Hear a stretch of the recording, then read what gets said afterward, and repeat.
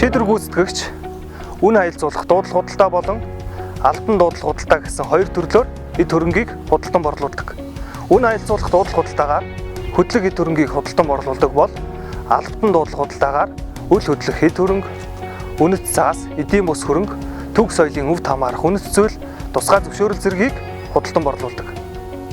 Мөн төлбөр төлөгчид өөрийн хөрөнгийг бие даан худалдан борлуулах эрх байдаг бөгөөд тухайн саналыг шийдвэр гүйцэтгэгчид гаргаж, шийдвэр гүйцэтгэгчээс бие даан худалдан борлуулах тухай саналыг хүлээн авсан тохиолдолд төлбөр төлөгчид өөрийн хөрөнгийг бие даан худалдан борлуулах 1 сарын хугацааг олгож, энэ хугацаанд тухайн хөрөнгийг албан худалдан борлуулах ажиллагааг зогсоодог.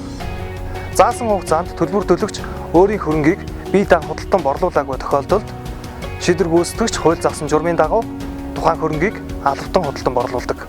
Үн хаялцуулах дуудлага худалдаа болон албан дуудлага худалдааг иргэний хууль, шүүгэн шийдвэр гүйцэтгэх тухай хууль заасан журмын дагуу явуулдаг. Шийдвэр гүйцэтгэгч шийдвэрийн худалдсантай холбоотой маргааныг иргэний шүүхэд хандан шийдвэрлүүлэх боломжтой.